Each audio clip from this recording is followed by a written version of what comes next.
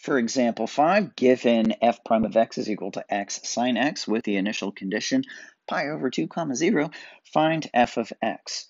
Essentially, we have ourselves a differential equation. We have a derivative, and we need to work backwards in order to find the original function.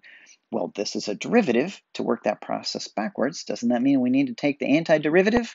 So as a differential equation, just understand that after we finish this module on integration techniques, we're going to have a whole entire unit devoted to techniques involved with solving differential equations. This will be a preview of that. How I'm going to start it is thinking of this f prime in terms of Leibniz notation, which looks like dy dx, and then is equal to x times the sine of x. And as we've seen when we first started our lessons on antiderivatives, we separate these things. It's called a separation of variables.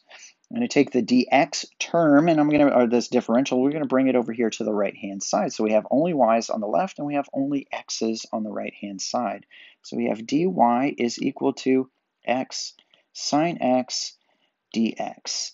And then we integrate both sides. On the left-hand side, we essentially have an understood 1 that we are integrating with respect to y, which is just going to give us y, our original function, back. And then I'll just copy the other side down. Antiderivative of x sine x dx. And then, hopefully, we recognize that this is an antiderivative that we will have to find through integration by parts. Why is that?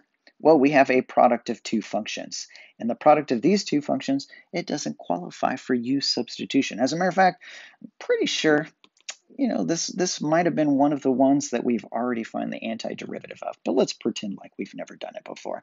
And we would first write down limit and decide what part of our function is going to be u and what part is going to be dv. So we have an x. This x here is essentially a power function, and then we have sine x dx. That is a trigonometric function, and it's further to the right, telling us that our power function, our x, is going to be our u, and our t, our trigonometric one, is going to be our dv. That looks like a u. Now it looks like a V, sort of. All right, anyway. So our U is equal to X. Take its derivative. Just get dx. The other part is going to be our dv, which is sine x dx. Take its antiderivative. The antiderivative of sine is a negative cosine x. And now we are ready to rewrite our integral, our integrand here, exchange it for something that's going to be easier to take the antiderivative of.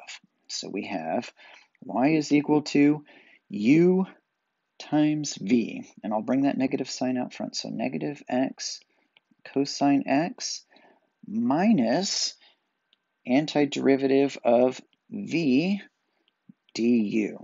And that negative sign will cancel out with the original negative sign, so I just have cosine x dx, which we can take the antiderivative of that all day. So we have y is equal to negative x cosine x plus a sine x, and then here's where you finally throw in your plus c. Now, our original function, it wasn't actually called y, it was called f of x, so I'll replace that. And then remember that we have the initial condition here. When we plug in pi over 2, we're supposed to get 0, I do believe. Yes, we do. So now plug in stuff so that we can solve it for c. So I'll plug in 0 is equal to a negative pi over 2 times the cosine of pi over 2 plus the sine of pi over 2 plus c. Okay. The cosine of pi over 2, do you need a unit circle here? Probably. Here's pi over 2. The x-coordinate is 0, which means that this term is just gone. And then the sine of pi over 2 is a 1, right? The y-coordinate there is a 1. So I have the simplified equation 0 is equal to 1 plus c. Subtract the 1 over, so c is equal to negative 1. Finally, rewrite our original equation as a negative x cosine x plus sine x minus 1. And now we have solved our initial condition